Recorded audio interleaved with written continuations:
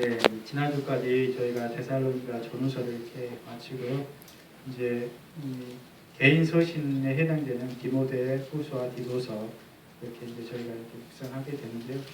특별히 이 디모데 전후서는 이렇게 목회 서신이라고 해서 이 교회에서 일꾼된 디모데에게 그 바울 사도가 이렇게 어떻게 행할 것을 또 교회 가운데 어떻게 목회할 것을 잘 말씀해주고 있는 내용들이 많이 나오기 때문에 특별히 이제 목회 서신이라고도 말씀하고 있습니다. 그래서 참 이 1장부터 쭉 보면 1장에 특히 복음에서 다른 어떤 교훈이 들어오지 않게 를 위해서 말씀하고 있고 2장에서는 기도와 자매인들의 어떤 역할, 3장에서는 인도자, 일꾼들의 역할과 또 그 장로들의 자격, 또 4장에서는 일꾼들의 역할들, 6장에서는 성도의 역할들 이렇게 각각 그 복음과 기도와 그 일꾼들과 성도들의 관련해서 어떻게 이렇게 행해야 될지를 잘 말씀해주고 있는 그 디모데 전후서의 내용입니다.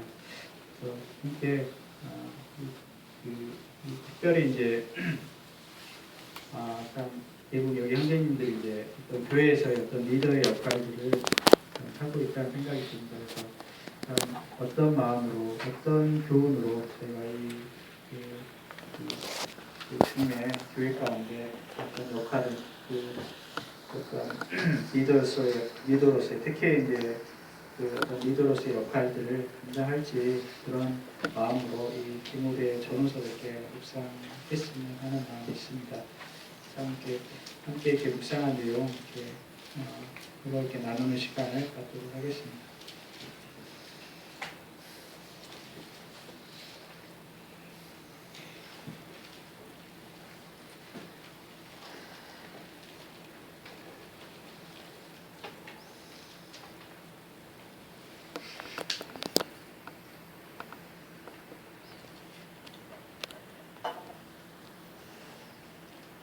제가 먼저 저도 이렇게 묵상을 청문회를 하지 못했지만 이렇게 먼저 나누도록 하겠습니다. 특별히 이렇게 디모데를 저는 보면서요 개인적으로 이렇게 바울 사도와 참 아름다운 동역자이면서 아들이면서 참 동역자이고 참 후원자였던 이 디모데의 모습을 보면서 개인적으로는 이렇게 참 디모데의 모습이 바울만큼 어떤 서신서의 내용이 잘 나와 있지는 않지만 참 역할이 중요했고 참 신실했던 그 디모데의 모습을 보면서 참 개인적으로 참 본받을 만한 그런 모습이다 이런 생각을 많이 하게 됩니다. 특별히 이제 바울 사도를 같이 선교 여행을 따라다니면서 그가 했던 여러 가지 이렇게 그 바울이 도왔던 이유들과 또 함께 힘써 이렇게 어린 나이에도 불구하고 힘써 했던 그 디모데의 모습을 보면서 우리가 어떻게 양육받아야 되고 또 커가야 되는지 주님 안에서 자라가야 되는지 참 좋은 모델이 된 것 같습니다. 그래서 2절에 이제 보시면 믿음 안에서 참 아들 된 디모데에게 편지하노라 하면서 바울 사도가 정말 아끼고 복음으로 이렇게 디모데를 이렇게 구원받게 했지만 참 아들로서 참 이렇게 아들도 그냥 아들이 아니라 믿음 안에서 참 아들 된 정말 아끼는 아들로 정말 여기는 그러한 참 디모데인 것을 좀 다시 한번 이렇게 보게 됩니다. 그래서 디모데를 이제 마케도니아로 가게 될 때 이제 에베소에 머물게 하면서 어떻게 이 에베소 교회 가운데 교훈해야 될지 가르쳐야 될지 또 필요한 부분을 어떻게 해야 될지 그런 부분들을 이 디모데에게 쭉 이렇게 말씀해주고 있는 부분이 이제 시작입니다. 특히 이제 디모데는 참 연소에서 나이가 어려서 이렇게 특별히 이렇게 다른 사람으로부터 무시당할 수도 있는 또 그런 그 나이가 연소했던 그런 디모데인데 그런 디모데에게 오히려 교훈과 힘을 실어주는 또 어떻게 행해야 될지를 알려주는 바울 사도의 어떤 사랑이 어린 그런 말씀인 것 같습니다. 그래서 특히 이제 가장 먼저 교회 가운데 필요한 부분이 이제 제일 첫 부분에 나온 부분이 다른 교훈을 가르치는 자들에게 올바른 교훈을 가르칠 것을 당부하고 있습니다. 그래서 교회 가운데 가장 저희가 경계해야 되고 또 가장 먼저 이렇게 그 어떠한 것보다 가장 중요하게 먼저 여겼던 부분이 이렇게 다른 교훈에 치우치지 말 것을 이렇게 당부하고 있습니다.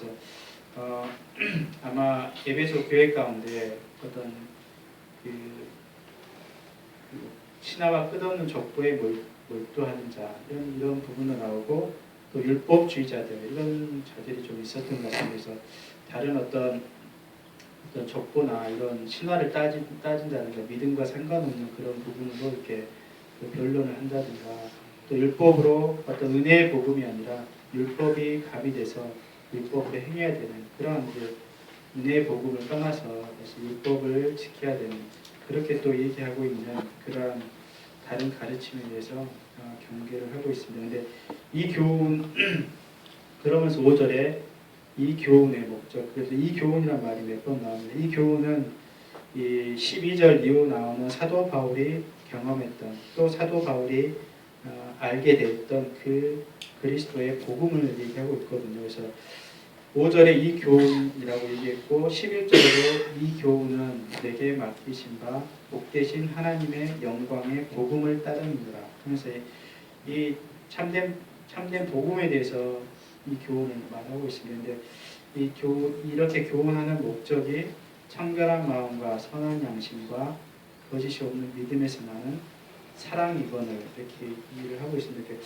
이 교훈의 목적은 교훈의 진정한 어떤 부분은 그 사랑이라는 걸 얘기하고 있습니다. 이 전체가 정결한 마음, 선한 양심과 거짓 없는 믿음에서 나오는 전체가 이 세 부분이 이렇게 나오는 게 사랑이다.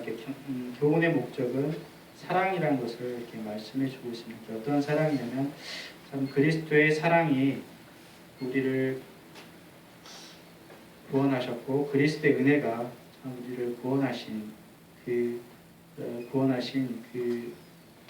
은혜임을 그리스도의 사랑이 저희를 구원하신 은혜임을 말씀하고 있는 부분입니다. 그래서 저희가 저희 어떤 의로움이나 저희 어떤 행위나 어떤 다른 것을 지킴으로써 이렇게 의로워질 게 아니라 정말 은혜로서 저희를 오래 참으시고 긍휼히 여기셨던 그 주님의 사랑의 은혜가 저희를 이렇게 저희가 의롭게 되었던 구원받게 되었던 그런 것임을 다시 한번 상기시키면서 12절 말씀 이하에 보시면 내가 어떻게 하나님께 은혜를 받았고 사랑을 받았는지를 얘기해 주고 있습니다. 특별히 참 13절에 보면 바울 사도가 그리스도인들을 핍박했고 비방했고 폭행했고 참 그러한 자였고 또 참 이제 바울 사도의 고백 중에 하나가 내가 죄인 중에 괴수다 이렇게 말할 정도로 정말 그 하나님 앞에서는 참 죄인인 사실을 보게 하셨고 그러한 자이면 그리스도를 핍박했던 예수 그리스도를 핍박했던 그러한 자인데 근데 하나님의 긍휼하심과 오래 참으심 일체 오래 참으셔서 또 긍휼을 베푸셔서 은혜를 베푸셔서 내가 하나님께 구원을 얻게 되었다. 죄인을 구원하러 오신 그리스도를 통해서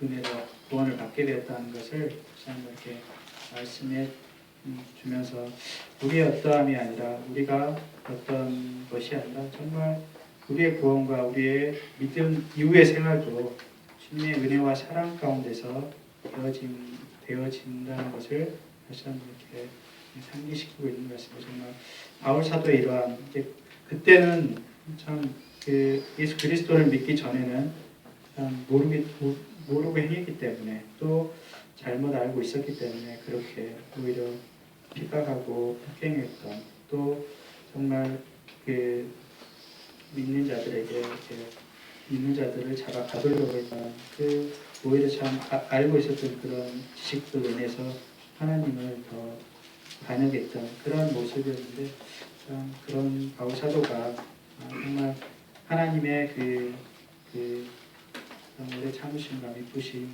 그 은혜로 말미암아서 참 구원 받았다는 이런 사실의 어떤 간증의 고백을 보게 되면서 참 바울 사도가 점점 이렇게 겸손해져 가는 것 같습니다. 이렇게 정말 그 죄인 중에 내가 괴수다 이런 고백을 할 정도로 정말 어떤 객관적으로 인간적인 어떤 삶을 봤을 때는 뭐 그렇게까지 괴수였냐 이렇게 볼 수도 있겠지만 정말 하나님 앞에서는 하나님을 반역하고 하나님을 내가 괴롭혔던 하나님을 반대했던 정말 가장 이단에 하나님을 대적하는 그런 이단에 선두에 섰던 그 모습을 이렇게 기억하게 될 때 정말 하나님을 대적했던 모습들을 우리가 보게 될 때 정말 죄인 중에 가장 큰 죄인이라는 고백을 할 수밖에 없고 바울 사도의 이런 고백이 또 저희의 도움이다 이렇게 고백이 되는 것 같습니다. 그래서 참 우리가 받은 구원과 이 들었던 이 복음이 어떠한 것인가를 다시 한번 상기시키면서 이외에 다른 어떤 교훈이 우리 가운데 들어오는 것에 대해서 경계하고 이 가르침에 대해서 바른 교훈을 이렇게 가르칠 것을 이렇게 말씀하고 있는 것 같습니다. 그래서 특별히 이제 복음에 관련해서 이런 부분에서 경계하고 가르칠 것을 교회 가운데 우리가 이 진리를 지켜야 될 것을 이렇게 당부하고 있는 말씀이 묵상이 됐습니다. 감사합니다.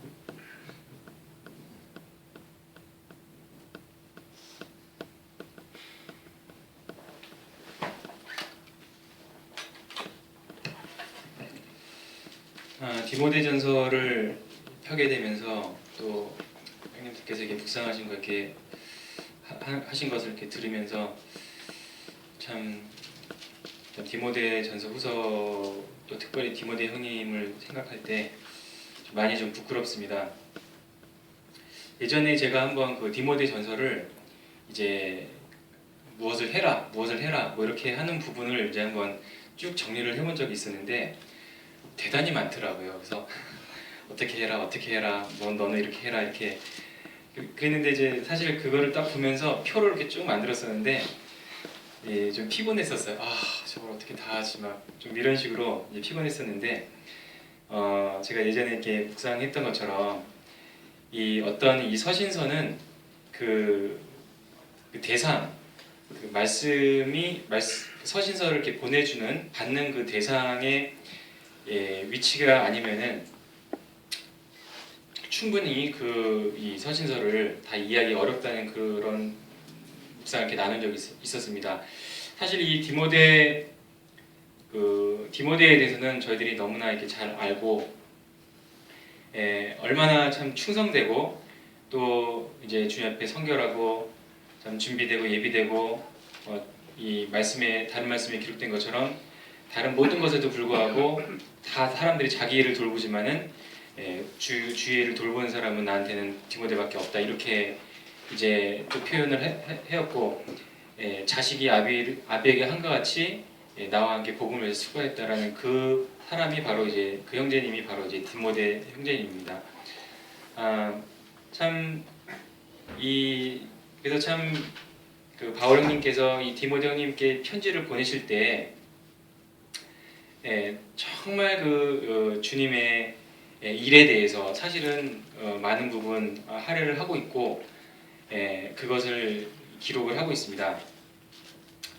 그 작년에 그 장로 성경 공부를 하면서 어떤 그 결론처럼 제가 배운 것 중에 하나가 그 성경에 그리스도인들의 모델은 바로 장로와 집사들이다. 장로와 집사들이 우리 성도들의 하나의 이 모델이다.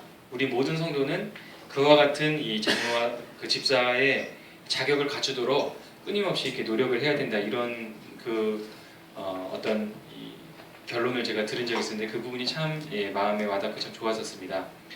디모데서도 사실은 우리가 하나의 모델로서 이 모델을 추구하고 또 이렇게 되기를 사실 바라야 되고 우리의 어떤 거울처럼 이 디모데 형님의 이 말씀들을 이 디모데 전서 후서 말씀들을 정말 새기고 비춰봐야 하는 이런 말씀이라고 이렇게 생각이 듭니다. 근데 이러한 이 디모데에게 이 사실은 또 사도 바울 형님은 여러 가지 그 말씀에서 주님을 계속 보여주려고 이렇게 많이 노력을 하는 것 같습니다.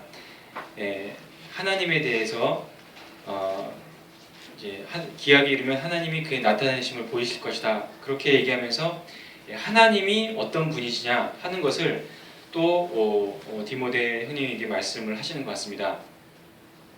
1절에 보시면은 우리 구주 하나님과 우리 소망이신 그리스도 예수의 명령을 따라 그리스도 예수의 사도된 바울은 이렇게 기록을 하고 계신데요. 이 하나님을 구주 하나님이라고 이렇게 표현을 했습니다.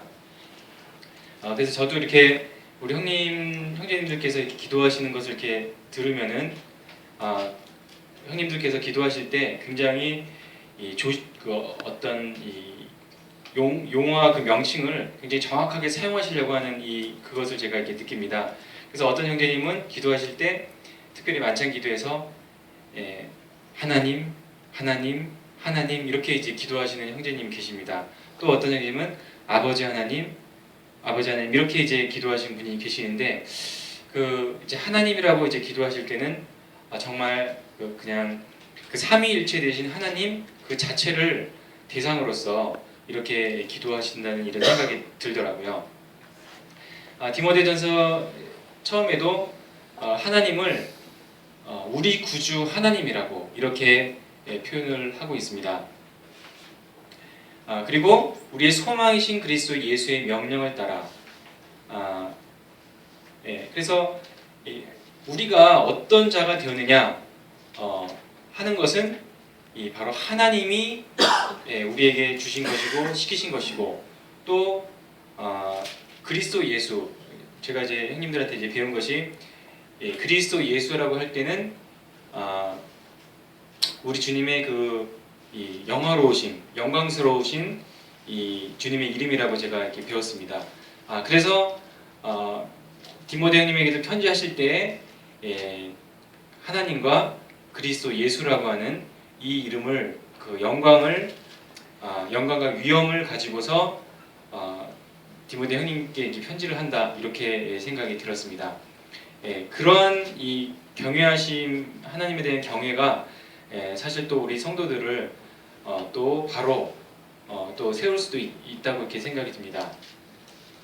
하지만 또한 2절에 보시면은 하나님에 대해서 하나님 아버지와 그리스도 예수 우리 주께로부터 은혜와 긍휼과 평강이 내게 있을지어다 이렇게 말씀을 하시면서 우리와 정말 함께 하시는 또 우리에게 은혜와 긍휼과 평강을 주시는 분으로서의 하나님은 하나님 아버지와 그리스도 예수 우리 주께로부터 이렇게 표현하는 것이 조금 주목할 만하고 다르다는 생각이 들었습니다. 바울 형님이 이 디모데를 가리켜서 말할 때 믿음 안에서 참 아들 된 디모데라고 이렇게 말할 때 참 이 말씀도 굉장히 참 제 마음가에 참 좋고 좀 부럽기도 하고 또 참 사모가 되었습니다. 정말 나한테 참 아들이 있는가? 그리스도 안에서 또 나에게 참 이런 아버지가 있느냐?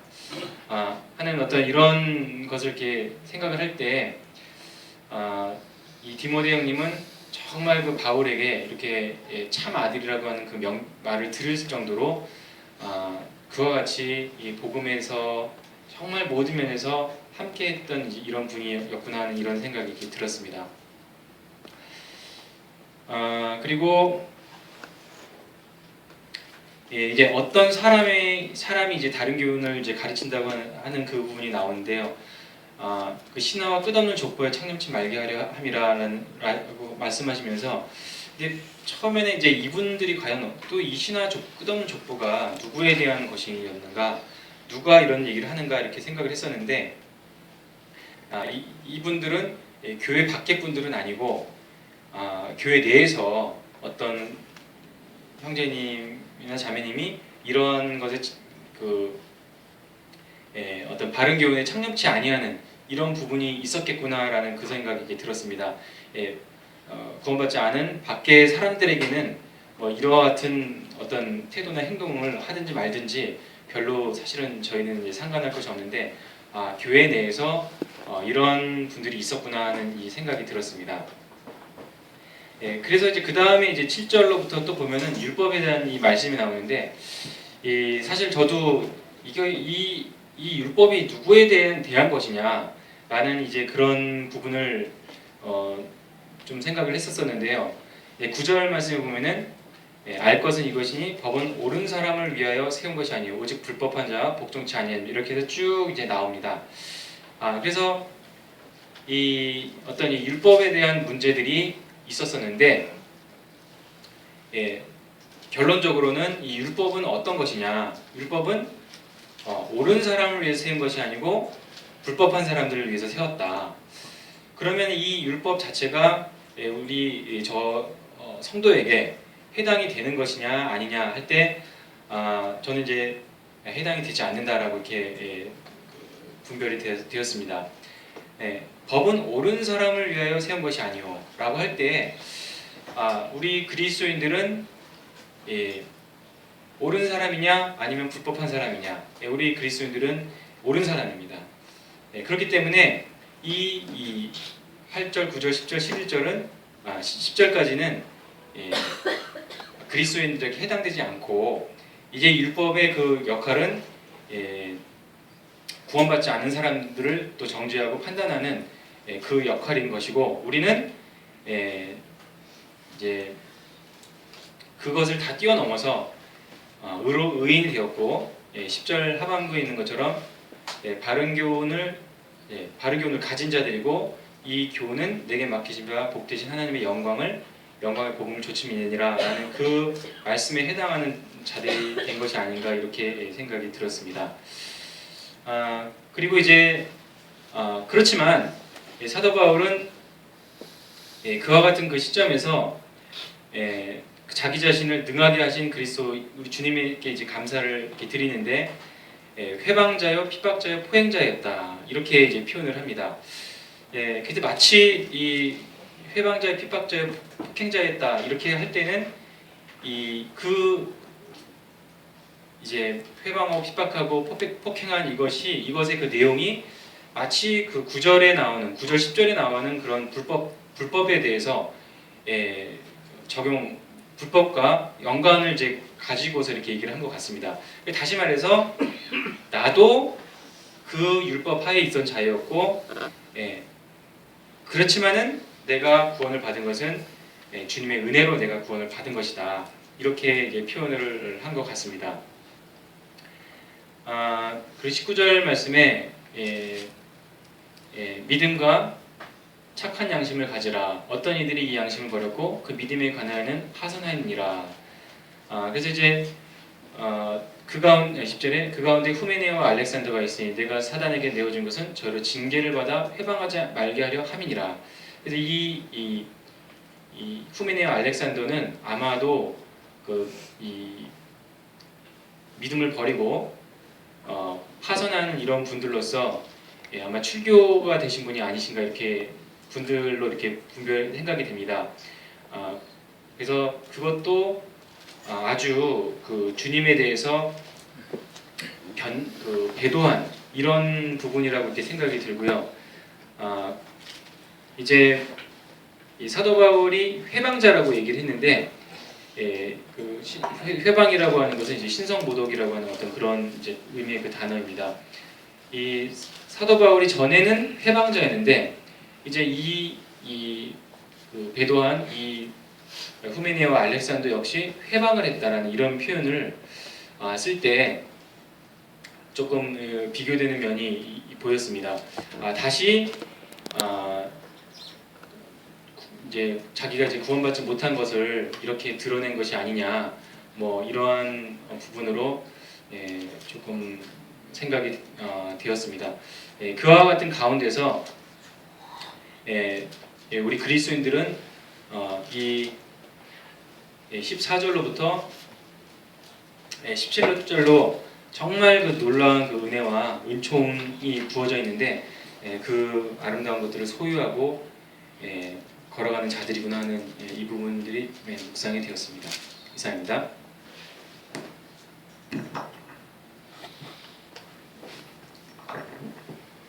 저 해도 되죠? 네. 네. 저 처음 해봐서. 아니 그냥 김상현 형제님 이웃사촌께서 이렇게 이야기하는 거 듣다가 아버가 디모데를 아들이라고 여겼고 아마 디모데도 사도 바울을 아버지라고 여겼다고 생각이 되는데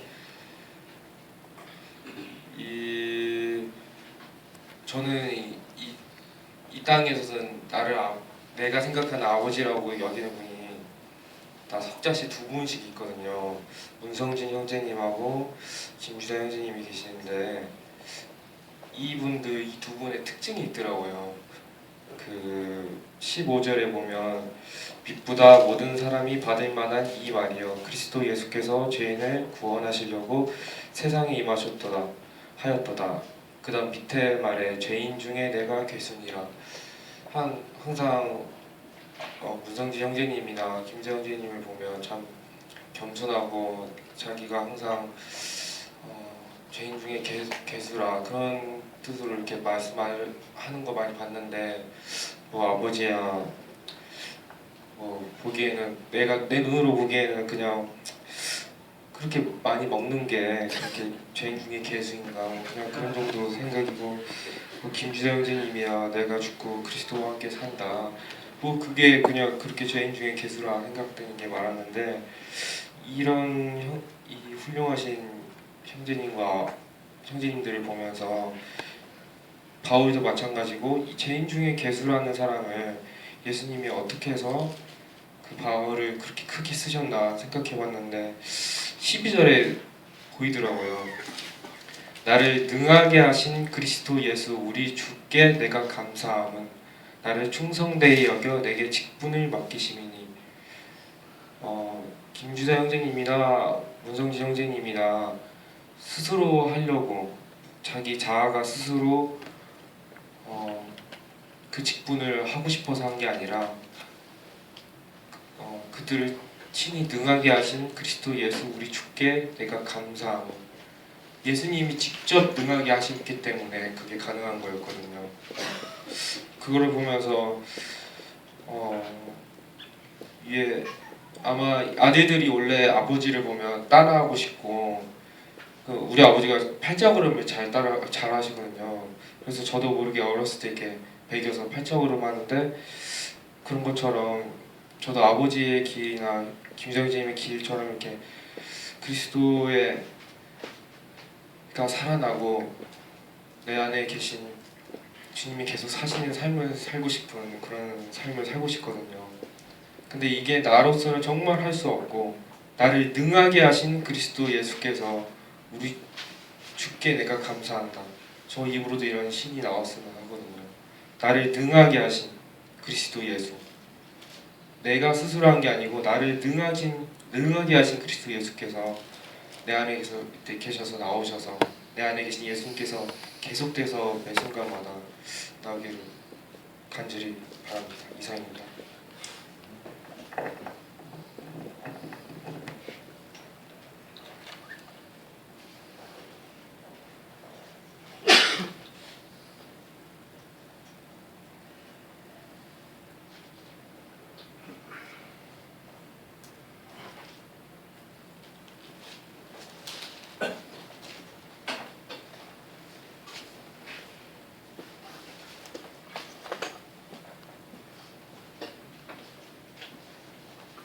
우리 박규열이가 이름이 별같이 들어서 규열이었죠. 규자가 별위자였다. 근데 다 뜻이 있더라고요 이름에. 저도 별위자가 들어갑니다. 근데 이제 디모데는 하나님을 공경하라는 뜻이거든요. 성경에 나오는 다 뜻이 있죠. 성경에 나온 사람들은 다 뜻이 있어요. 또 자기 자식이나 자손들을 위해서 이름 지을 때도 다 뜻이 있어요. 그런데 이제 이 우리가 지금 읽은 디모데전서 전 1장 8절하고 9절을 좀 유심히 봤습니다. 유심한데 저도 84년도에 구원을 받았는데 진짜 은혜로서 구원을 받았죠. 은혜로서 구원 받았는데 이 교환에서 믿음 생활을 하다 보니까는 모든 율법이나 형식이나 그것이 이렇게 옥죄어와요. 내가 믿음 안에 있는 형제인데 크리스찬인데 성도인데 이걸 하면 되겠냐 저걸 하면 되겠냐 이건 하지 말아야지 하는 그런 참 이 옥죄어오는 그런 경우도 많이 느껴요. 지금도 마찬가지예요. 내가 이렇게 주님께서 은혜로서 구원해줬는데 이제 여러 문제가 닥치면은 이건 내가 성질을 내야 되느냐 참아야 되느냐 이런 우리 하루의 일과 중에서도 그런 걸 많이 당하실 거예요. 그런데 저는 그 로마서 7장 이게 우리 8절하고 9절이 로마서 7장하고 7장에 이렇게 연관된다고 봅니다. 제가 보기에 로마 7장하고 연결시켜 봤는데 로마서 7장에는 열매가 두 가지가 나와요. 사망의 열매, 하나님의 열매. 사망의 열매는 율법을 칭할 때 사망의 열매라고 이렇게 칭하게 되고, 그 다음에 우리가 구원받은 이 은혜의 구원은 사랑의 열매를 이렇게 로마 7장에 이렇게 열매가 이렇게 나옵니다.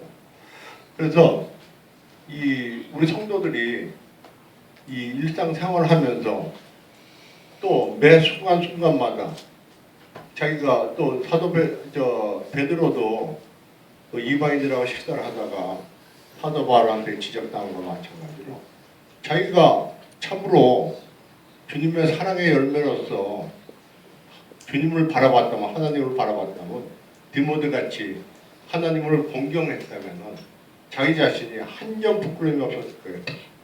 네?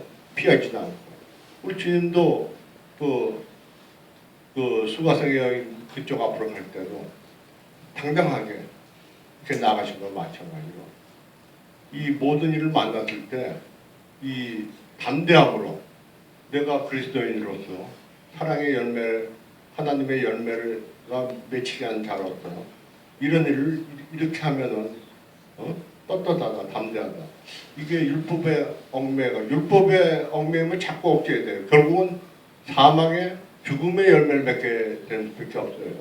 물론 우리 주님께서 여기 8절 9절에 이렇게 말씀하셨는데 그러나 사람이 율법을 법 있게 쓰면 율법은 선한 것인지 우리는 아노라. 근데 이 말은 로마 7장에도 있죠. 살아있는 남편의 아내는 살아있는 남편의 법에 따라야 되고 남편이 죽으면 그 법에서 벗어난다고 했습니다. 그래서 우리는 아내 된 자로서 율법을 깨뜨리고 남편이 죽었기 때문에 남편이라는 것은 율법입니다. 우리 그리스도에 속했기 때문에 우리는 율법에 의하지 않고 율법을 자꾸 의존하고 이렇게 귀 형편을 바라보면 거기에 연연하고 얽매이지 않을까 생각됩니다.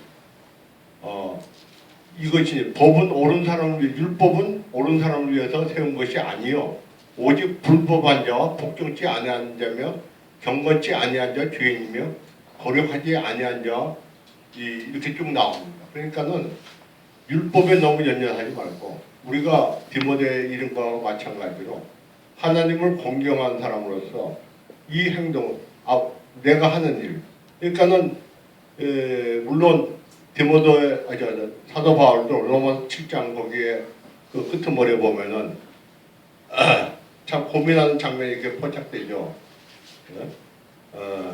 고민하는 오라 나는 공부한 사람이로다. 이 사망의 몸에서 누가 나를 건져내?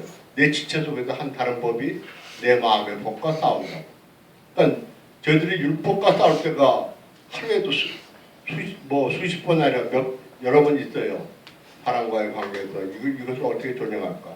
근데 담대히 하나님의 열매를 맺은 우리로서 생각하고 그렇게 담대히 행동하면은 아마 나중에 그 일을 했다 하더라도 하나 부끄럼 없이 일을 처리하지 않을까 생각됩니다. 그래서 우리 대한민국의 성도님들 저 역시도 마찬가지지만 연약해서 어떤 질 때도 있습니다. 그렇지만 이 율법을 타파하고 저희를 이렇게 로마 7장에 그 열매가 2개 나오는데 우리는 하나님의 열매라 생각하고 일을 행하면은 또 일을 처리하면은 나중에 후회하지 않을까 이렇게 생각됩니다. 그래서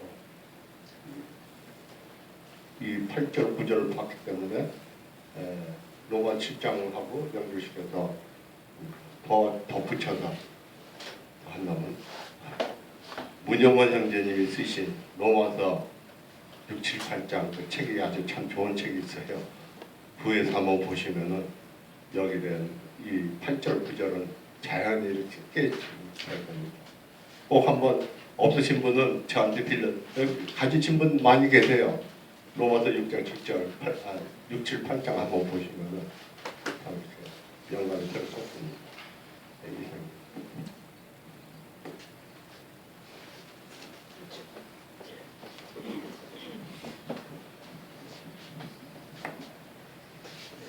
조금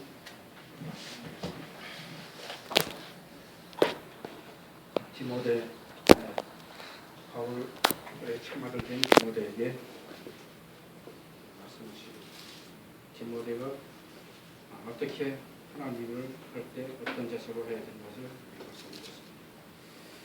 믿음 안에서 참 아들 된 디모데에게 하나님 아버지와 그리스도 예수 우리 주께로부터 은혜와 평안과 평강이 내게 있었지어다. 삼위일체 하나님께서 이렇게 또 분명하게 나타나십니다. 하나님 아버지와 그리스도 예수 우리 주께로부터 은혜와 긍휼과 평강이 성령의 역사하심을 또 함께 말씀하셨습니다.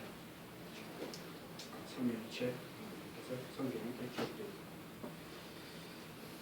그래서 다시 또 율법을 인도자의 대개 잘못하면 까딱하면 율법적으로 나갈 수도 있죠. 뭘 하지 말아라 하는 것이 있기 때문에 그것을 좀 경계해야 할 것이 있고 거기에서 반드시 거짓 없는 믿음으로 나는 사랑으로부터 떠나야 하는 것을 강조하겠습니다. 다시 또 율법은 옳지 않은 자, 적법지 않은 자, 그런 자에게 이렇게 되어 있다고 하시고 이것은 율법은 또한 선하고 거룩하고 의롭고 신령한 하나님으로부터 온 또 하나님을 나타내는 법이죠. 그런데 이 법이 요한복음 1장 17절에 보면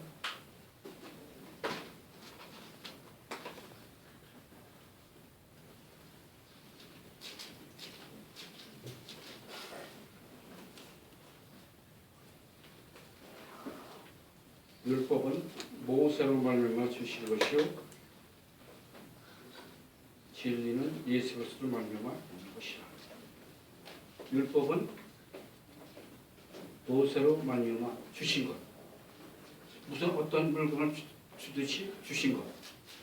그러나 하나님의 그리스도 안에 있는 진리는 그리스도로 말미암아 오는 것이라. 진리는 예수 그리스도로 말미암아 오신 것이거든요. 그래서 중요한 것이 율법을 중요시해야 되는 것이 아니라 시장은 율법을 보여주면서 너 자신을 한번 어떤 상태인가를 살펴봐야 할, 나 자신을 살펴봐야 할 필요가 있겠다 생각됩니다. 읽을 때마다 나 자신은 여기와 동일한 자다. 이 죄인에 속해 있는 내가 아니냐. 양심으로부터 이것은 나타난 것이거든요. 너는 이 양심에 어떤 물건을 봤을 때 탐하는 것이 없지 않느냐. 또 너는 음욕이 있지 않느냐. 분명한 것은 우리는 하나님 앞에 솔직한 그런 것이 다 있다는 사실이에요. 그러면 하나님의 율법에 위반된 불법한 자라, 그 자신이 불법한 자라. 그러나 죄는 이 죄인이 죄를 짓느냐 안 짓느냐가 또 중요한 것입니다. 범죄를 죄를 짓느냐 안 짓느냐. 이 주님의 은혜가 얼마나 그한테 있느냐. 하나님의 성령 역사심이 있느냐 아닙니다. 로마서 5장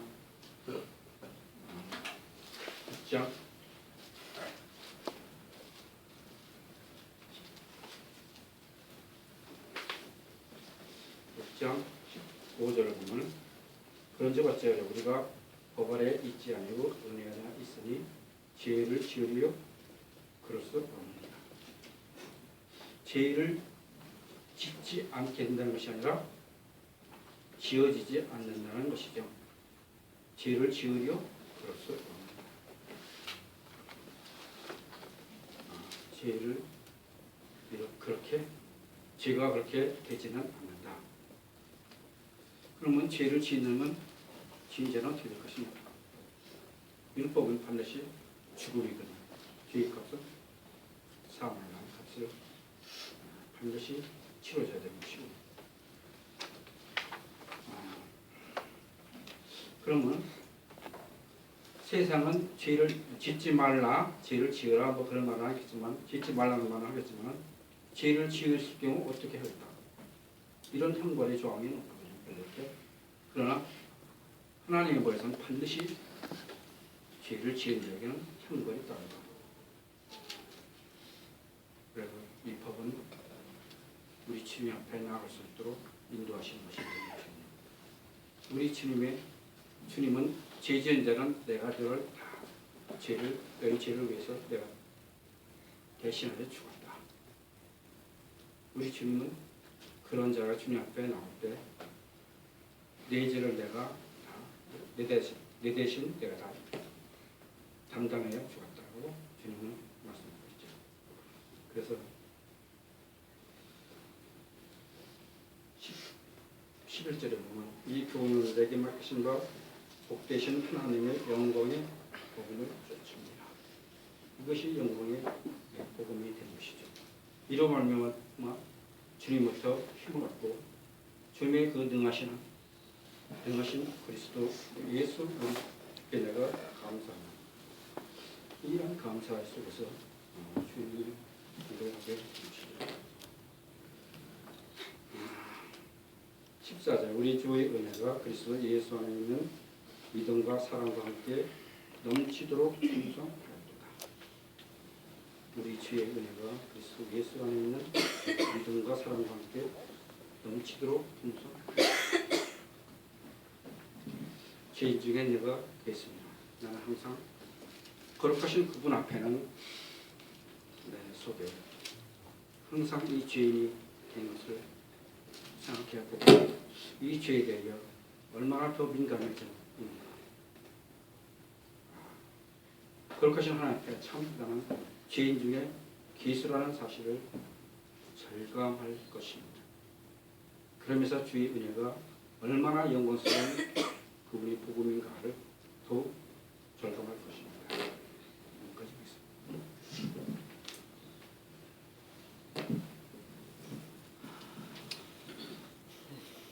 긴장 푸십시오.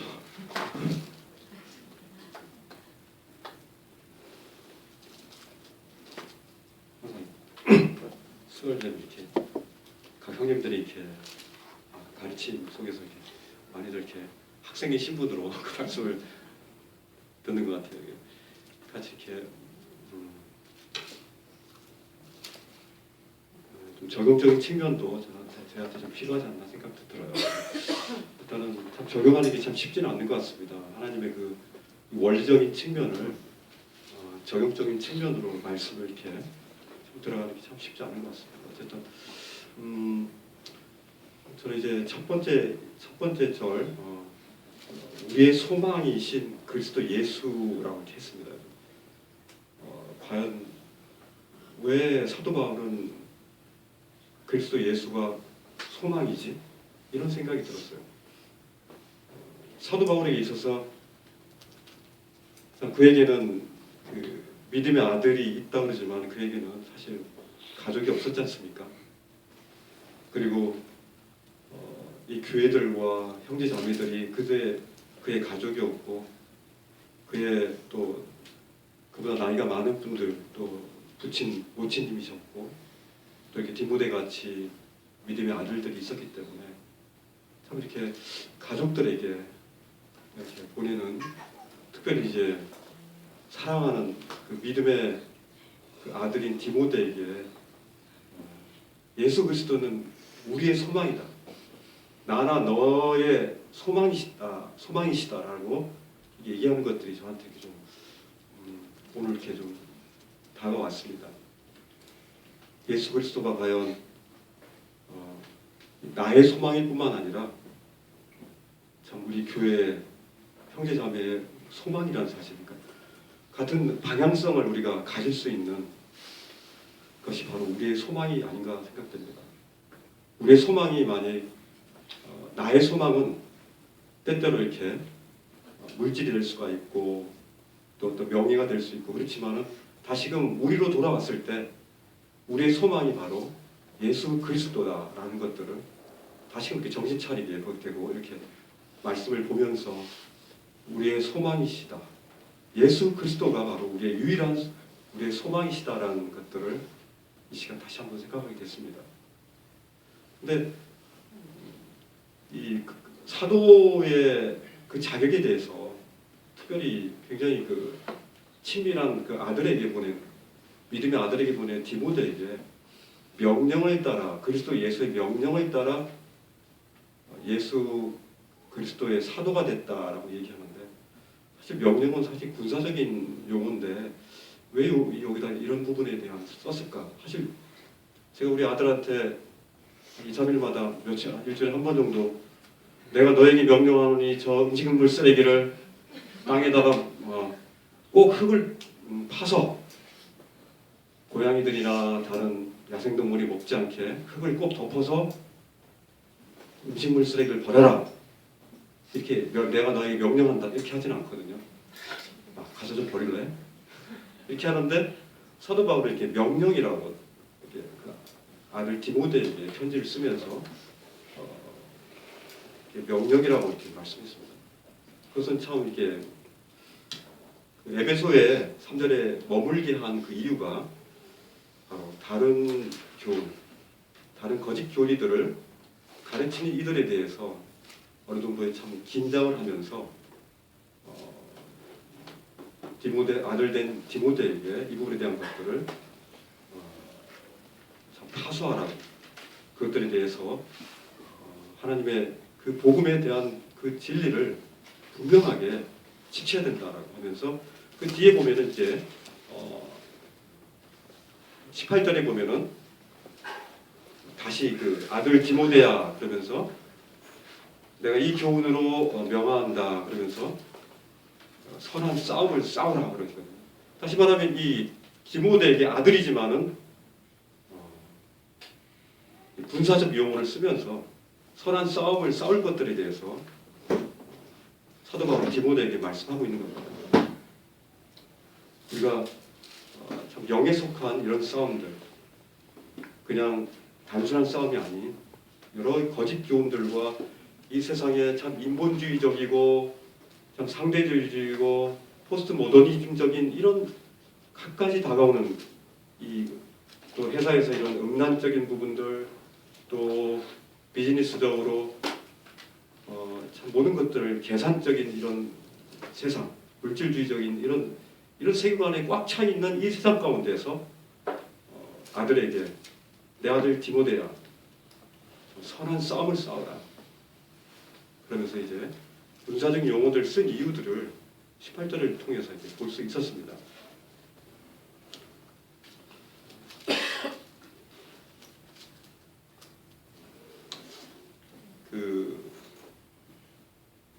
이 율법에 대한 부분들이 좀 나오는데 사실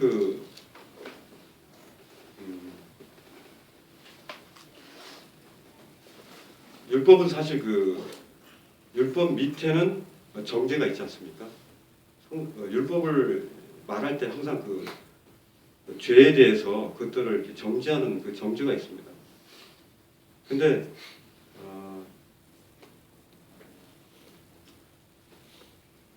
5절에 보면은 거짓 없는 믿음에서 나오는 사랑이라고 했거든요. 그러니까 다시 말하면 이 교훈의 목적은 사도 바울이 얘기하는 이 교훈의 목적은 바로 사랑이다라는 것들을 얘기하는데 우리가 사랑에 의해서 참 그리스도의 사랑에 의해서 살아가는 그런 삶이 되면 좋은데 때때로 우리가 우리 자녀들이나 또 다른 형제자매들에게 이 사랑의 그 차원이 아닌 율법의 차원으로 내려갈 때가 있습니다. 그럴 때 우리는 판단하고 그것들에 대해서 비교하고 그러면서 이제 어떻게 보면은 한 차원 낮은 그런 수준으로 내려오는 거죠. 그래서 율법 밑에는 반드시 정죄가 있기 때문에 서로 정죄하는 이런 부분들이 일어났을 때 그 가운데 분쟁이 일어날 수 있다는 겁니다.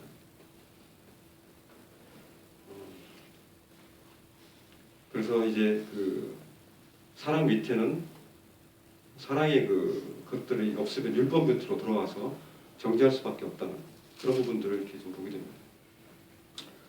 어쨌든 디모데를 향한 사도 바울의 그 심정을 통해서 여러 교훈들을 형제님들이 말씀했기 때문에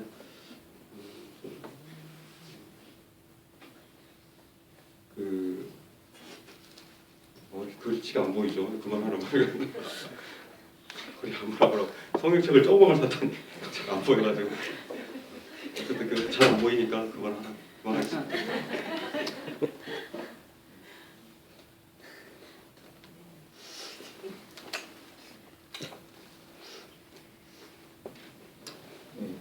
말씀 교제하겠습니다. 1절에 우리 구주 하나님과 우리 소망이신 그리스도 예수의 명령을 따라 그리스도 예수의 사도된 바울이라고 얘기를 하는데요. 바울은 우리 구원의 주님이 되시는, 그러니까 우리를 창세전에 예비하시고 그리고 당신의 영을 집어넣으셔서 육신을 입혀서 이 땅에 보내시고 그리고 우리를 예수 그리스도를 통해서 구원받게 하실 예정하신 우리의 구원의 주, 이 계획하신 하나님에 대해서, 그리고 우리 소망이라고 형님 말씀을 또 해주셨는데 제가 분별하는 이 소망은 다른 소망이 아니라 첫사람 아담이 모든 사람을 대표하듯이 우리 주 예수 그리스도는 모든 사람을 믿음으로 대표하시는 예수 그리스도이시다. 그러시기 때문에 그분이 동일하게 말씀이셨지만 육신을 입고 이 땅에 내려오셔서 아버지께서 명령하신 그 모든 것을 온전히 우리와 동일한 성정과 육체로 이뤄내신, 그리고 아버지의 뜻을 죽기까지 순종하셔서 하나님 보좌 우편에 앉기까지 그 영광의 자리에 가기까지 그 하나님의 뜻을 이뤄내시고 영광의 자리를 가신 것. 그렇기 때문에 우리 믿는 바 모든 사람들 또한 우리의 소망 되신, 이 믿음 안에 소망 되신 그리스도 안에서 그분을 바라보고 우리에게 생명을 주시고 우리에게 구원을 주신, 그리고 우리가 영생하도록 하나님 보좌 우편에 동일하게 앉을 수 있는 첫째벌의 자리에 앉을 수 있도록 하신 그 그리스도의 하나님의 명령으로 말미암아서 사도가 된 것, 그리고 믿음 안에 있는 참 아들에게 이제 동일한 말씀을 증거하고 있다는 교훈을 받게 됩니다. 믿음 안에 참 아들이 됐다는 것은 바울에게 있어서 이 디모데는 그냥 아들이 아니라 마치 이삭과 이스마엘 두 아들이 있지만 이삭과 같은 아들이었다는 거죠. 육신적으로는 이 바울이 이 디모데가 바울을 섬겼을 때 마치 친아비와 같이 정성과 힘과 열을 다해서 섬겼고, 그리고 영적으로는 그가 가지고 있는 하나님이 주신 완전한 말씀에 대해서 분명한 교훈, 그리고 공통된 믿음, 그리고 동일한 깨달음, 그 안에서 하나님을 믿고 있었던 그 믿음이라는 거죠. 그리고 그것을 넘어서 수직적으로 바울이 가지고 있었던 동역자들의 관계는 굉장히 아름다웠고, 그리고 그리스도 안에서 받을 만한 교훈들이었고, 주님 자신을 나타내는 교훈이었습니다. 바울과 실로아노, 누가가 내 눈이라도 떼어줄 만큼 사랑하는 관계, 수평적으로 이루어졌지만, 이제 복음이 어떻게 들어가냐면 복음이 편만하게 이루어지는 게 아니라 이제 수직적으로 이루어지고 있는 걸 보게 됩니다. 믿음의 아들, 그러니까 세대를 거쳐서 복음은 계속적으로 이어지고 있는 거죠. 그냥 이어지고 있는 게 아니라, 특별히 이 디모데 같은 경우는 혼혈아이거든요. 계층을 떠나서, 세대를 떠나서 하나님은 복음을 이어가신다는 것들, 이 안에서 디모데는 참 아들이었습니다. 그렇기 때문에 바들이 교훈하고 경계하는 것은 참 의미가 있다는, 특별히 이 디모데 같은 경우는 에베소 교회에 퍼져 있는 영지주의자, 특히 디모데후서 2장 17절 18절에 나와 있는 후메네오나, 이 후메네오는 독한 창질이라고 그랬는데 어떤 이야기를 하고 있냐면은 우리에게 이미 부활이 지나갔다라고 이야기하고 있거든요. 두 번째, 알렉산더, 바울이 하나님 앞에 섰을 때 잘못된 교훈을 가지고 있다고 잘못된 그 증언을 했던 사람이에요. 하지만 이 사람은 유대주의, 율법주의자에 거의 가깝다고 볼 수 있습니다. 그래서 교회 안에 퍼져 있는 이 영지주의와 유대주의와 형식주의와 율법주의를 타파하기 위해서 이 에베소 교회 안에 있으면서 네가 내게 받은 바, 나와 한 믿음, 그리스도 우리 구주 하나님과 우리의 소망 되신 그분으로부터 우리에게 주신 그 믿음으로 말미암아서 네가 이 변질되지 않는 순수한 그리스도께서 값주고 그리고 하나님이 계획하신 그 아름다운 복음, 훼손 없이 말씀을 전해라. 그래서 바울이 디모데에게 전하는 전반적인 말씀들은 원리 위주가 아니라 교리 위주입니다. 원리라는 것은 우리가 한 말씀을 에베소서 1장을 읽으면 누구나 다 깨달음이 있어요. 하지만 그 안에 있는 교회 진리, 곧 하나님께서 이 거룩한 당신의 신부인 교회 안에서 당신을 증거하고자 했던 이 원리의 내용, 이 교리의 내용은 바꿀 수 없고 바꿔서도 안 되고, 그리고 절대 변해서도 안 되는, 왜냐? 당신의 거룩한 신부로서 내가 너에게 명한 것이기 때문에. 그래서 하나님의 말씀, 이 디모데전서, 그리고 에베소 교회를 돌보는 디모데에게 바울이 전하고 있는 믿음은 정말 중요하고, 그리고 교회 안에 반드시 필요한 것이다. 그리고 이 원리처럼 보일 수 있는 이 교리들은 바꿔서도 안 되고 바뀌어질 수도 없다. 그래서 은혜와 긍휼과 사랑과, 그리고 이 안에 있는 청결한 마음과 선한 양심과 거짓 없는 믿음, 우리가 믿음이 있다라고 다 얘기를 하지 않습니까?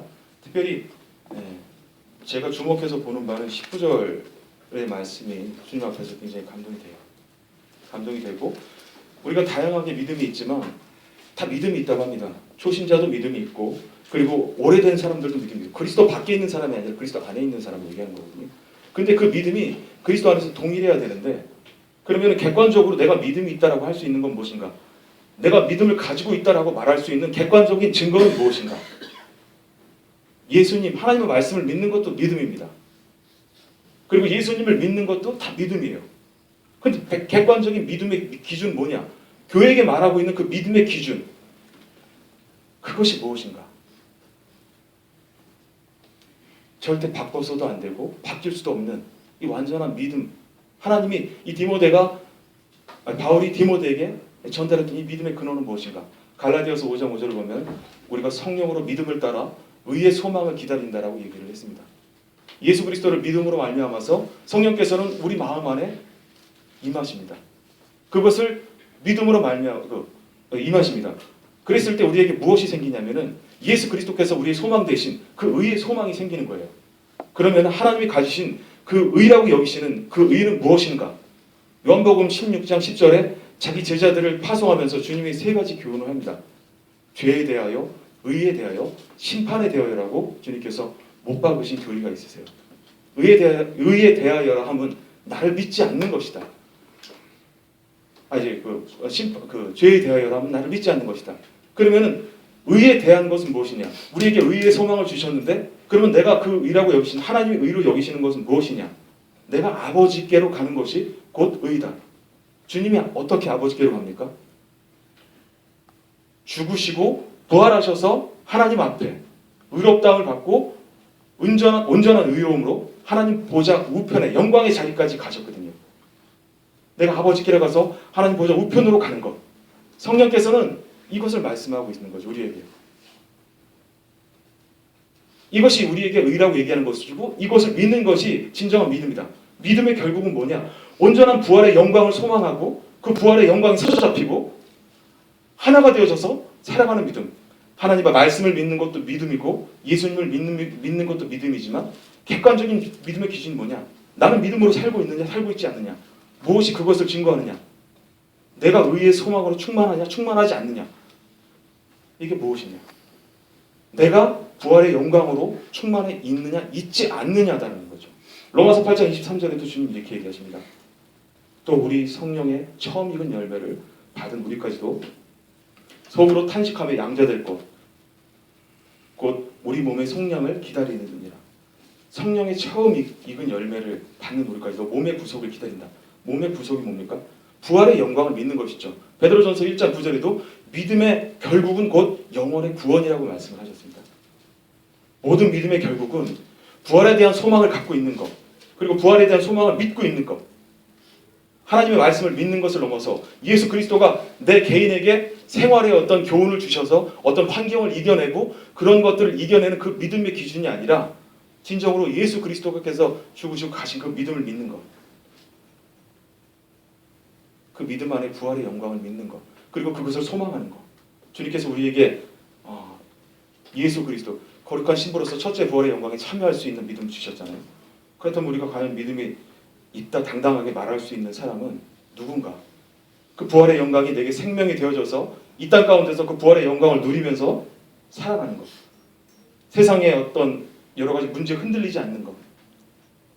이제 그리스도와 함께 십자가에 못 박혔음으로 인해서 나는 세상과 관계가 없게 되는 거죠. 이미 세상은 나와 십자가에 못 박혀버렸기 때문에 관계가 없는 거예요.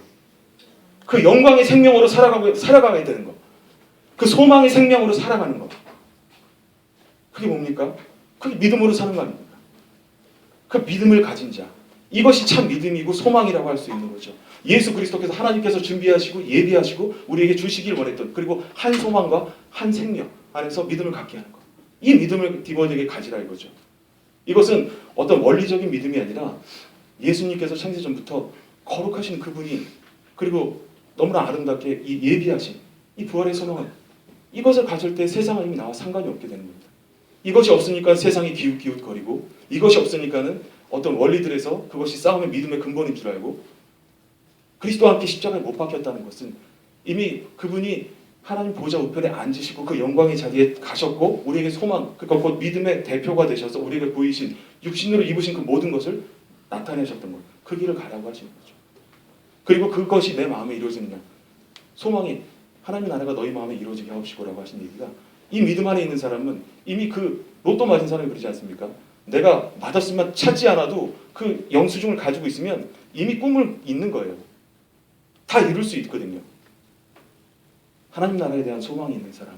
이것이 진정 믿음이 있냐 없냐라고 기준했을 때 나는 믿음이 있다. 그리고 이 믿음은 동일하게 변하지도 않고 변할 수도 없는 것이죠. 이것과 함께 착한 양심을 가지라. 우리 구원에 관계되는 이 영원 구원에 대해서 온전하게 이르는 것. 이것이 진리인지 비진리인지 변별력을 갖는 것. 어떤 인간의 양심적인 어떤 구분이 아니라 성경적인 양심, 신앙의 양심은 영생에 이르게 하나님의 뜻인지 망하게 하는 것인지 분별한다는 거죠. 이 중에 이 부활이 지나갔다 함으로 바울이 디모데에게 얘기하는 겁니다. 우리에게 생명이 지나갔다고? 우리에게 소망이 없다고? 세상에 있는 사두개인이었지 않습니까? 이 후메네 같은 경우는 사두개인, 영지주의자 어떤 그 부활이 없기 때문에 이 땅에서 최고의 삶, 이 땅에서 최선을 다해서 살면 되는 거예요. 이 땅에 있는 것으로 만족하고 이 땅에 있는 삶으로 기뻐하고 그러다가 가는 거. 부활이 없기 때문에 이런 썩어진 창질과 같은 말씀이 이런 세상의 교훈들이 번영신학이 생활 어떤 그 간증이 하나님의 교회를 망치고 있다. 하나님께서 그래서 이것을 지켜내야 된다. 지금 얘기하시는 거죠. 믿음과 착한 양심을 갖고 하나님께서 이 땅에서 가지고 사신 이 거룩한 교훈을 지켜내고 그 소망 안에서 하나님 나라, 이 땅에 썩어질 것을 바라보는 것이 아니라 그분의 나라를 바라보고 그 소망을 품고 자신을 죄에게 드리는 것이 아니라 이미 그분이 의에 이르게 한 새 생명의 삶, 영생의 삶, 소망의 삶으로 당신의 자녀로서 믿음 있는 누가 내게 대한 소망을 물어볼 때 대답할 것을 준비해라. 그리고 그것에 대해서 두려운 마음을 갖고 온전한 삶으로 증거해라. 이것을 주님이 우리에게 주시죠. 주님이 저한테 이런 소망을 주시고 이 삶 안에서, 이 소망의 삶에서 주님 나타내고 합니다. 하나 말아의 신앙이 아니라 진정한 소망은, 진정한 믿음은 이것을 얼마나 알고 있느냐. 그 시선이 잠깐이라도 다른 데 떨어지면 이게 없어져요. 이것을 믿는 삶이 교회 안에 필요하다. 그리고 제 자신에게 필요하다. 주님 계속 말씀하시고, 그리고 이 하나된 소망 안에서 이것이 같은 소망이 되면은 누가 하나 되라, 하나 되지 마라 하지 않아도 이미 이 소망 안에서 이겨내는 거죠. 이 착한 양심과 믿음과 이 착한 양심을 갖고 가져라. 근데 이제 어떤 사람들은 이것에 대해서 파선했다고 합니다. 왜 특별히 배의 비유를 들어서 말씀을 했느냐. 지금은 노아의 같은 때라고 저는 말씀하시거든요. 세상에 썩어질 것들과 어떤 혼란스럽게 하는 것들, 믿음을 뺏고자 하는 것들이 이 배 안에 굉장히 쉽게 스며든다. 그래서 말씀은 참 어떻게 보면 노아가 배를 만들 때 역청으로 바늘라듯이 그 안에 물이 새지 않도록, 그리고 부서지지 않도록 주님께서는 우리의 믿음에 이 세상의 죄의 물결에서, 이 파도에서 부서짐이 없도록 말씀과 성령의 인도하심 따라 말씀과 예수 그리스도께서 본을 보이신 그 본을 따라서 온전히 주님을 따라가라.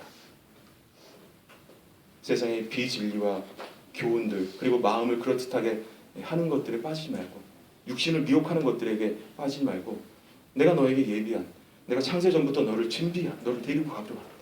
그 성결한 삶을 지켜내라, 이겨내라. 혼자 하는 게 아니라 그래서 내가 너에게 성령을 보냈다. 그분을 통해서, 그리고 그 기준에 대신 소망 대신 말씀을 통해서 주님은 특별한 관계를 통해서 어떤 깨달음과 어떤 번쩍이는 관계, 신유 이런 걸 통해서 당신을 나타내지 않습니다. 말씀이신 그리스도는 아버지 앞에서 온전히 그랬듯이 우리도 그러한 믿음의 삶을 끝까지 살아내서 하나님이 계신 보좌 우편까지 이제 거룩한 한 교회로서 이뤄가고 나아가는 것. 그래서 주님의 영광의 자리에 가서 이 땅에서는 바꿀 것도 비교할 것도 없는 그 영광과 소망을 바라고 당신의 나라에서 당신의 신부로 주님을 예배하는 것. 그때뿐만 아니라 우리 현장의 삶, 실체화된 믿음, 그것을 그런 믿음을 갖고 주님 따라라 이렇게 얘기하시는 교훈을 계속 주시고 계십니다. 감사합니다.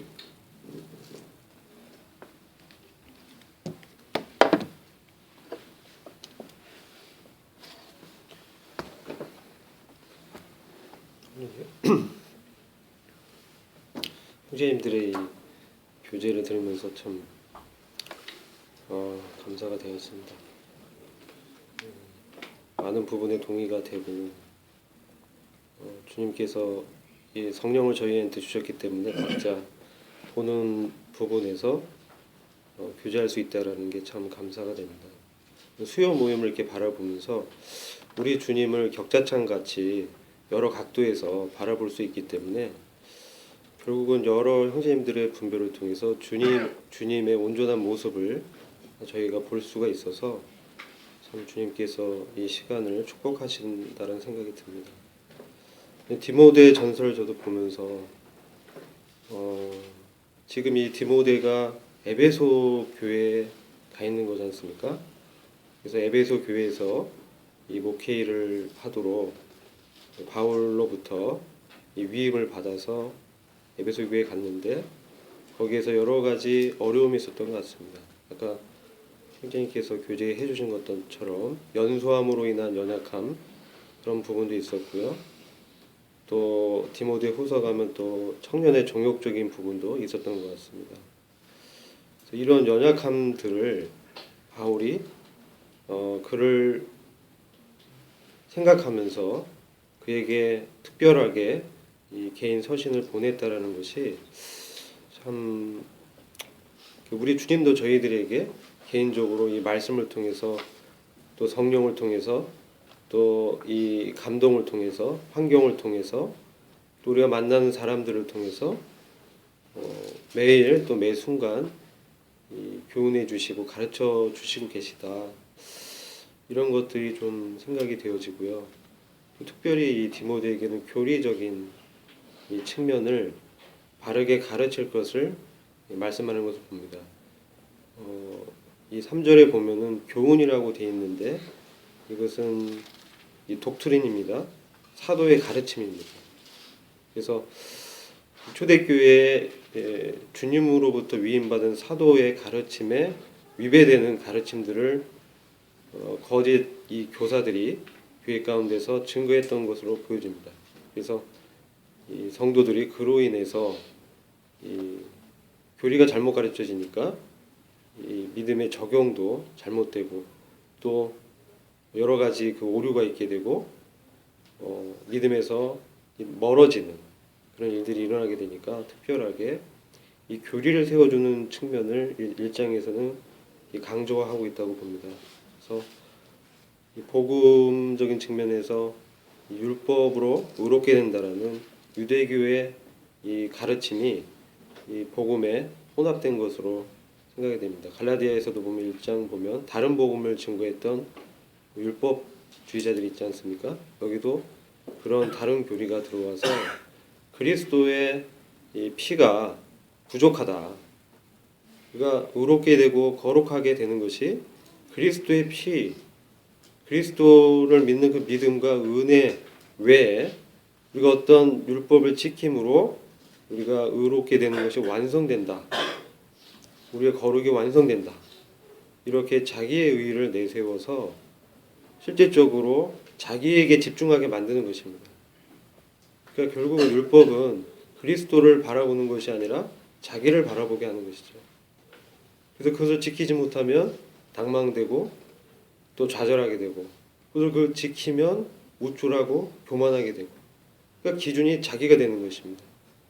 근데 복음은 자기가 아니라 그리스도를 겨냥하는 것입니다.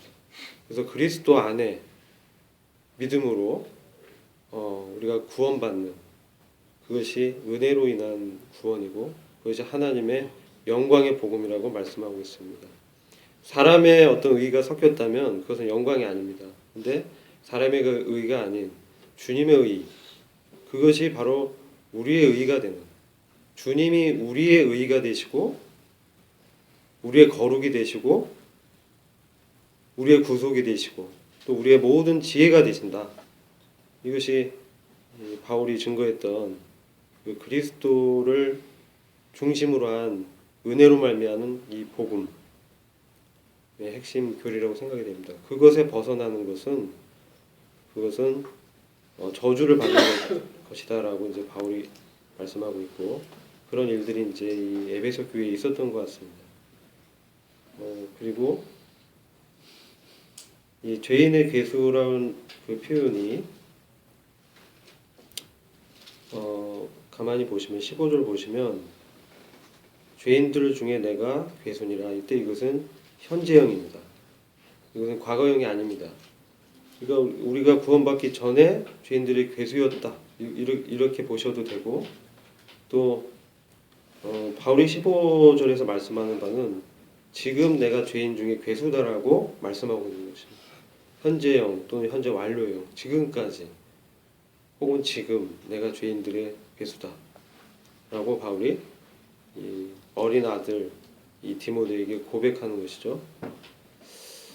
디모데가 이런 죄의 문제로 인해서 많이 어려웠던 것 같습니다. 그래서 그 바울의 권면을 보면 너희는 청년의 정욕을 떠나서 라는 이 말씀이 있습니다. 그래서 그런 죄에 대해서 이제 이 바울이 권면하는 것이죠. 나와 같은 자에게도 주님께서 오래 참으심으로 은혜를 베푸셨다. 내가 죄인들의 중에 우두머리다. 그래서 영생을 얻는 자들에게 본이 되게 하셨다. 이런 이제 말씀을 하고 있습니다. 그런 게 좀 저도 이렇게 보여지고요. 아까 어떤 형제님께서 로마서 6장 말씀을 보셨는데 이 부분 로마서 6장을 말씀을 통해서 잠깐 말씀드리겠습니다. 로마서 6장 1절 보시면 그런즉 우리가 무슨 말하리요? 은혜가 넘치게 하려고 우리가 죄 가운데 거하겠느냐? 그래서 이 율법주의자들에 대해서 사도 바울이 이 공격을 당한 것입니다. 그래서 그 율법을 지키지 않고 은혜로 말미암아 구원 받는다라는 그런 복음을 증거하니까 영광의 복음을 증거하니까 그렇다면 거꾸로 은혜가 넘치게 하려고 죄 가운데 로마서 6장 1절입니다. 죄 가운데 거하겠느냐라고 이 바울이 이제 권면하는 것이죠. 여기서는 우리가 죄 가운데 거하는 문제를 바울이 다루는 것입니다. 단회적인 죄를 짓는 그런 부분이 아니라 원어적으로 보면 계속해서 죄를 짓는 부분을 말씀하는 것입니다. 우리가 은혜가 넘치게 하려고 계속해서 죄를 죄 가운데 거하겠느냐, 계속해서 죄를 짓는 게 맞는 얘기냐, 의도적으로 죄를 품고 짓는 것이 합당한 것이냐, 결코 그럴 수 없느니라, 이런 말씀이고요. 그리고 단회적인 죄가 아니라 의도적이고 계속적인 고범죄를 말씀하는 것입니다. 그럴 수 없다. 구원받은 자는 주님의 생명이 있기 때문에 결코 그럴 수 없는 것이다. 돌이키고 주님께로 돌아오고 자신을 이제 처로 복종시키는 것이지 계속 죄에 거하는 것은 아닌 것이다라고 이제 말씀하고요. 15절 보시면 그런즉 어찌하리요 율법 아래 있지 아니하고 은혜 아래 있으므로 죄를 지으리요 결코 그럴 수 없느니라. 이 말도 죄를 지으리요라는 그 앞에 있는 이 말이 더 의미가 있습니다. 우리 앞부분 살펴보면 우리가 죄를 지어야만 됩니까? 이렇게 바울이 이제 질문하는 것입니다. 거꾸로 반어적으로. 우리가 율법 아래 있지 않고 은혜 아래 있기 때문에 우리가 죄를 지어야만 되는 겁니까? 그렇지 않다라는 겁니다. 우리가 은혜 아래 있기 때문에 죄를 짓는다는 것은 맞지 않는 것이다. 하나님께서 금하는 것이다. 그래서 우리가 은혜 아래 있다고 해서 죄를 범하는 것이 아니라 은혜의 의미는 오히려 그 반대라는 것이죠. 우리가 죄의 종이 되는 것이 아니라 의의 종이 되게 하기 위해서 은혜를 베푸신 것이다라고 이제 바울이 말씀하는 것이고요.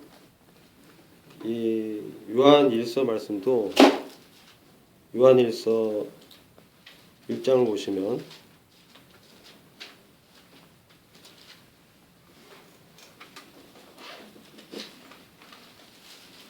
8절을 보시면 이제 요한일서는 이제 빛 가운데 교제하고 주님과 교제하는 사귐에 대해서 말씀하고 있는데 8절을 보시면 만약 우리에게 죄가 없다고 우리가 말하면 우리가 우리 자신을 속이며 또 진리가 우리 속에 있지 아니하니라. 우리 안에 죄가 없다고 말하는 것은 거짓말이라는 것입니다. 우리 안에 죄가 없다고 말하면 그것은 진리가 아니라는 것입니다. 우리 안에는 죄가 있습니다. 그런데 9절에 주님께서 우리가 우리의 죄들을 자백하면 우리가 주님과의 이 교제가 이제 회복되기 위해선 이런 죄들을 자백해야 된다는 것입니다. 그분께서는 신실하고 의로우사 우리의 죄들을 용서하시며 모든 불의에서 우리를 깨끗하게 하시느니라. 네, 그리고 10절을 보면 만약 우리가 죄를 짓지 아니하였다고 말하면 우리가 그분을 거짓말하는 분으로 만들며 또한 그분의 말씀이 우리 속에 있지 아니하니라. 우리가 죄를 짓지 아니하였다고 말할 수 없다는 것이죠. 그것은 주님을 거짓말하는 것으로 만드는 것이다. 그분의 말씀이 우리 속에 있다면 우리가 죄를 짓지 아니하여 이것은 단회적인 죄가 아닙니다. 여기도 계속적으로 죄를 짓는 걸 얘기하는 거예요. 이 have not seen에서 현재 완료를 말하고 있는 것입니다. 우리 안에 있는 그런 육신의 죄가 있기 때문에 이렇게 말할 수 없다는 것이죠. 그런데 2장에 가면은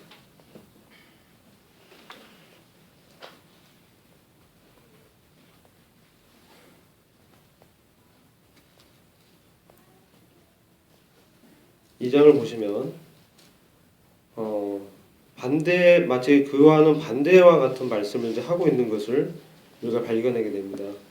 우리가 죄를 범할 수 없다라는 이제 말씀을 하고 있죠. 정확히 제가 구절이 생각이 안 나는데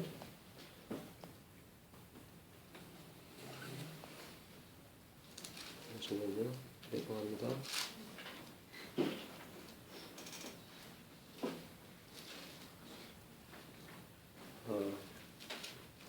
네, 3장입니다. 죄송합니다. 3장을 보시면 6절입니다. 6절 보시면 누구든지 그분 안에 거하는 자는 죄를 짓지 않으니 누구든지 죄를 짓는 자는 그분을 보지 못하였고 알지도 못하였느니라. 이 말씀을 저는 이렇게 분별합니다. 우리가 의도적으로 계속적으로 죄에 거하면서 이 죄를 짓는 것은 잘못된 것이고, 그래서 우리 안에 그리스도와 연합되어서 주님의 생명이 있는 자는 그런 죄를 이제 짓지 않는다는 거죠. 그리고 우리 안에 있는 새 생명은 죄를 지을 수 없는 생명이라는 것을 말씀을 하고 있는 것입니다. 우리가 죄를 짓는 것은 우리 안에 있는 새 생명이 아니라 로마서 7장에 보면은 우리 안에 있는 죄의 세력이 우리를 끌어잡아 당겨서 미혹해서 죄를 짓도록 한다라는 거 이제 말씀하고 있는 것이죠. 그래서 이 죄에 대한 부분을 이렇게 생각해 보면서 죄인의 괴수라고 하는 이 말씀의 의미가 과거형뿐만 아니라 지금 사도 바울이 자신의 삶을 돌이켜 보면서 그가 계속 죄를 졌다는 얘기가 아니라 주님의 영광을 알면 알수록 내 안에 있는 그 육신이 얼마나 이 죄성이 있는가 그것을 더욱 더 깊이 깨닫게 되고 그와 같은 자신을 이제 주님께 내려놓으면서 날마다 그를 부인하는 그런 삶을 이제 사도 바울이 살았다는 것이죠. 그런 의미에서 자신의 이 죄인의 괴수라고 현재형을 쓰고 있다고 저는 분별을 합니다. 이상입니다.